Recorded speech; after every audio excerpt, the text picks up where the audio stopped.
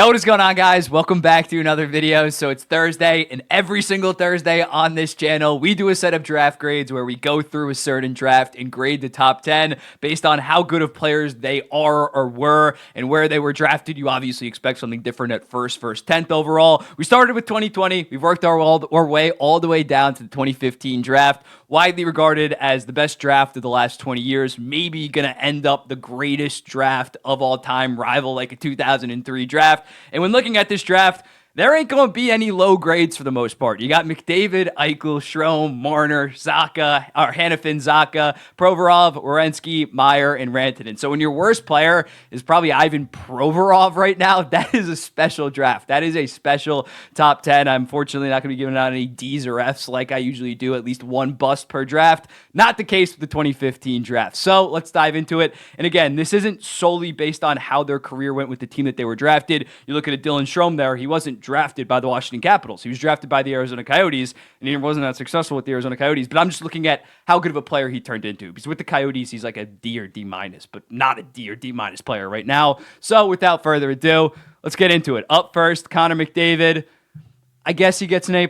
He's a pretty decent player. This year, 132 points. It was a down year for him after 153. The prior year, the most talented player I have ever seen. Probably the most talented player. Definitely the most talented player in NHL history. Already 3 Hart trophies, 5 Art Rosses. And I won't even say there was doubts about his playoff play because he produced at a high level, but just made his first ever Stanley Cup final. He's going to end up, I think, at a bare minimum, as long as he wins one Stanley Cup, a top 3 player of all time. Probably the second greatest player of all time while being the best player of all time. This was, I wouldn't say it's fantastic drafting by Edmonton because we expected him to be a generational talent, but still, great player, amazing player, worthy of an A+.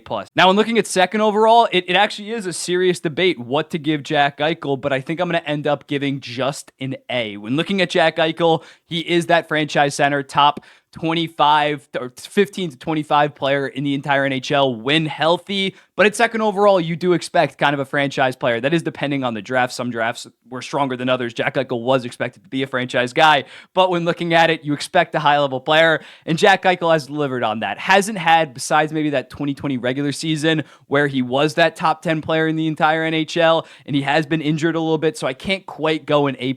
I don't think that he absolutely murdered expectations at second overall. You look at a guy that I'd probably give an A+ to. I'd give a Victor Hedman at second overall. I'd give him an A+ if we get to 2009. But I think for Jack Eichel, still amazing, but he's got to stay healthy and he's got to put together a couple more seasons or take his game to another level. Have that 9,500 point season, and then maybe I would give him that A+. But again, Stanley Cup winning franchise center, well worth the second overall pick, even though, well, for Buffalo, they got a decent package for him, but still, fantastic player, Jack Eichel. He gets an A. Dylan Strome selected by the Arizona Coyotes. I'm going to go with the B. Now, Dylan Strome had a weird start to his career because, he didn't really work out in Arizona his first 2.5 years. Then he gets traded to start 20 games into his third season with Arizona. Gets traded to Chicago, has 51 points in 58 games. Playing with guess who? He was playing with Patrick Kane. But still, fantastic. Looked like he's breaking out. But the following 2 seasons, he only has 55 points in 98 games. You have the question marks again. Has a solid last year in Chicago at 48 points in 69 games. So he was okay, but you thought, hey, he's only going to be like a 50 to 55 point guy for third overall. That's pretty disappointing. He signs with Washington, really takes full advantage, becomes their first line center with Nicholas Backstrom dealing with his stuff and Kuznetsov kind of falling off. 65 points last year, 67 points this year. He's not a franchise center by any stretch, but he is a low-end first-line center. He's technically a first-line center on a playoff team. Washington was a pretty shit playoff team, don't get me wrong. But still, he is I'd say a top 25 to 30 center in the entire NHL, I'd say. Some teams do have better second-line centers than Dylan Strome, but still, didn't quite live up to third overall, but he's not a bust by any stretch. If he's going to be a consistent around 60-point guy, like I think he's going to be for the next 3 to 4 years, I think a B is fair. I think he has turned into a pretty good player, so I think I'm going to land with a B for Dylan Strome. Mitch Marner, I'm going to give Mitch Marner that A+, though, when looking at it. Yes, Jack Eichel maybe is the player that you would rather have in the playoffs, but this is 2 spots back, second versus fourth overall. And Mitch Marner has had those amazing regular seasons that we talk about, 99 points in 80 games last year, Selke finalist, the previous year, 99 and 72. His playoff numbers actually aren't that bad. This year, they were pretty bad, but he has 50 points in 57 games. So I think for fourth overall versus, again, second overall, where you do expect not a decent amount more, but usually there are like one, or usually in some drafts, there's 2 great players versus fourth overall. You're kind of picking outside of the top three, there is a drop off. So for Mitch Marner, I'm going to go with an A plus. Probably going to end up being a Hall of Famer in the NHL as long as if Toronto never makes like a conference finals, maybe he won't. But if they have some playoff success, make a Stanley Cup, I think Mitch Marner is pretty safely going to be a Hall of Famer, considering he's had this last 4 to 5 years for the most part of being a top 20 fantastic two-way player. I think that's worthy of an A plus at 4th overall. At 5th overall, Noah Hanifin. B plus for Noah Hanifin. Had an okay start to his career between the ages of like 19 to 22, 23. Nothing special. Then he breaks out in 2022 with a 48-point season. Since then, this year, 47 points. He's been a very good top pair offense defenseman. I can't really give him an A minus or an A, or obviously not an A plus, just because he never really turned into that legit number one. But I think Noah Hanifin is a top 30 to 40 around. Yeah, I think he's definitely a top 50 defenseman in the NHL. So at 5th overall, to get a good top pairing guy is pretty solid value. Again, not a franchise, not a legit number one, but I think a B plus is fair for Noah Hanifin. At 6th overall, Pavel Zacha went to the New Jersey Devils. I'm going to go with a B for Pavel Zacha. Again, I'm being a little bit generous with these grades, I'm not going to lie. But when looking at this, he was okay in New Jersey.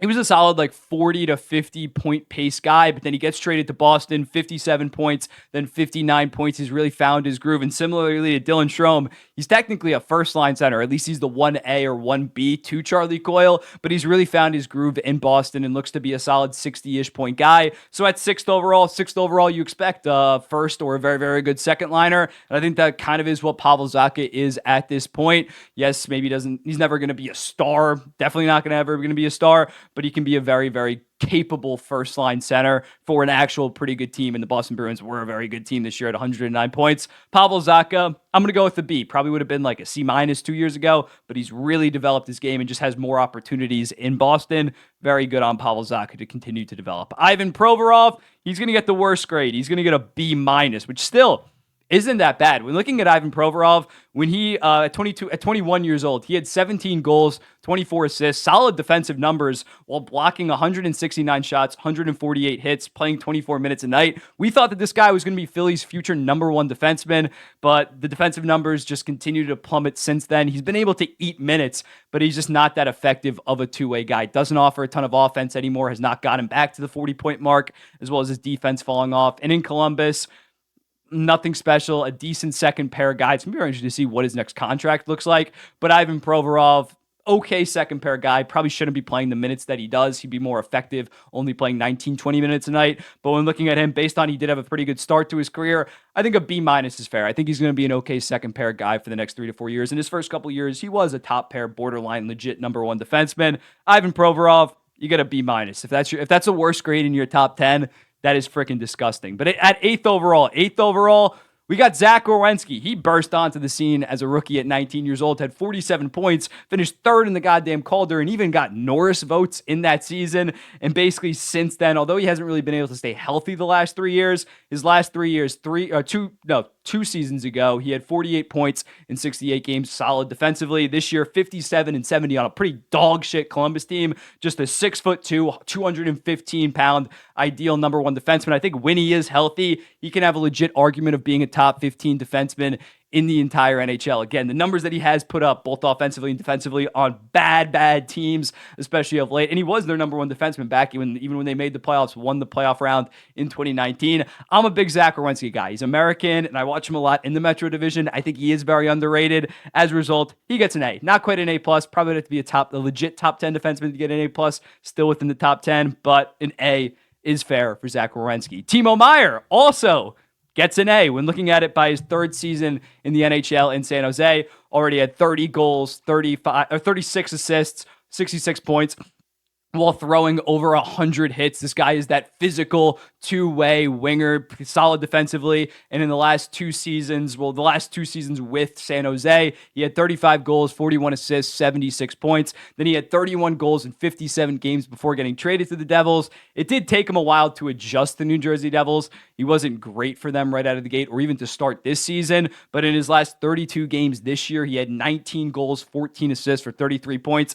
I expect Timo Meier next year to go for like 35 and 35 as the Devils have a much better season. Again, the prototypical first line, elite, two-way, physical, big body sniper. Timo Meier is a top when he's on his game, a top 50 to 70 player in the entire NHL. I don't think that that's that ridiculous to say, considering he carried the San Jose offense for years, and I think he's really going to click within the Devils' top 6 under Sheldon Keefe this year. Expect a big-time bounce back for Timo Meier. He wasn't even that bad this year. But lastly, Mikko Rantanen. Mikko Rantanen gets that A+. We got 3 A+. I think this one's definitive. Him and McDavid, no doubt A+. Mitch Marner, you can make an argument either way. But Mikko Rantanen broke out in 2018 with 84 points. Then the following season in 2019, a lot of people kind of forget this, but remember when Mikko Rantanen was leading the entire league in points? He had 73 points in his first 48 games that season, outscoring Nikita Kucherov, who went on to have 128 points. Yes, he went on to get hurt, but he was like outplaying Nathan McKinnon, and he was great beyond that, a legit elite first liner. Massive for them in the 2022 Cup run. Last year, 55 goals, 50 assists. His first truly like top 10 he finished like 5th or 6th in the goddamn Hart. His first top 10 overall season. This year, 42 points in 62 games for 42 goals, 62 assists for 104 points. The Moose is the 3rd best right winger in the entire NHL, in my opinion. Physical sniper. Timo Meier basically on steroids and bigger. Mikko Rantanen gets an A+. So when looking at my final grades, pretty straightforward. But for this draft was so loaded that we're going to look at 11 through 20 because there's some steals there. Boston Bruins fans, this is your warning to like check out. You don't want to watch what's about to happen.